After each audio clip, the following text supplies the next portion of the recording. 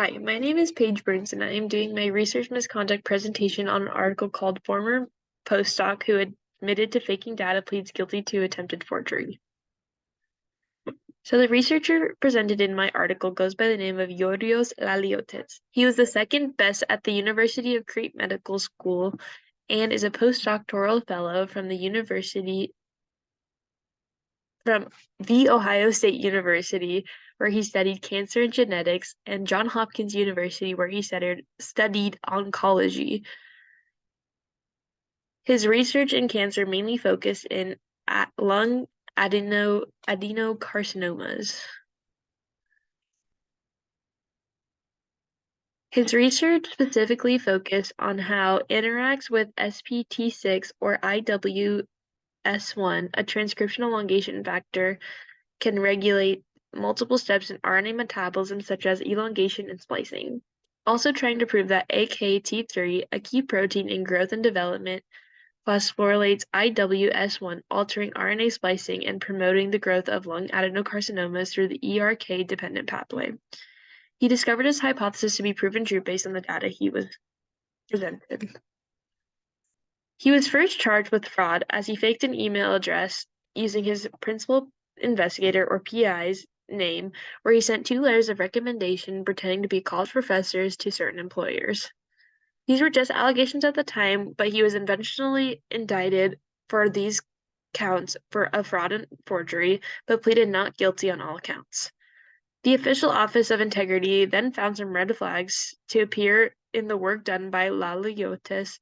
When his PI found out about those flags, he asked the University of Ohio to retract the 2 research papers, which is what caused the government officials to look closer into his work. They found out that not only did he commit fraud, but he also committed several counts of fabrication and falsification in 3 published papers and 2 applications for grant funding from the National Institutes of Health. The fabrication was seen in the exon 2 splice variant of U2AF2, which was found in serine arginine-rich deficient isoform. This enhanced the role of splicing in mutant breast cancer genes. The fabricated variant can be seen in figure 5G, with the sample looking almost too perfect for the results, along with dose curves, but next to it. This is what caused the paper to turn up as a red flag. Rather than use the genuine samples, Laliotis used an overly expressed version of the variant, which is not what is presented in the hypothesis. This led to a greater issue. Since the variant was fabricated, it led to the experimental design and data to come out as falsification. Most of the images, if not all, were found to have some sort of falsification in them, such as qPCR images in figure 4, with quantitative RNA immunoprecipitation and the QCR gene and gene expression data in figure 6A through F, which is seen on the screen. The majority of the falsification stems from the experimental conditions where the control groups were used instead of the samples, but even the samples that were used were overly expressed. This made the data come out more evenly than what the board was trying to find when trying to recreate the experiment. So there's several repercussions of misconduct. So when he was first caught for fraud and impersonating his PI, he was charged with a lesser charge than what was originally planned, where he was charged of just attempted forgery, which meant he spent 6 months in jail.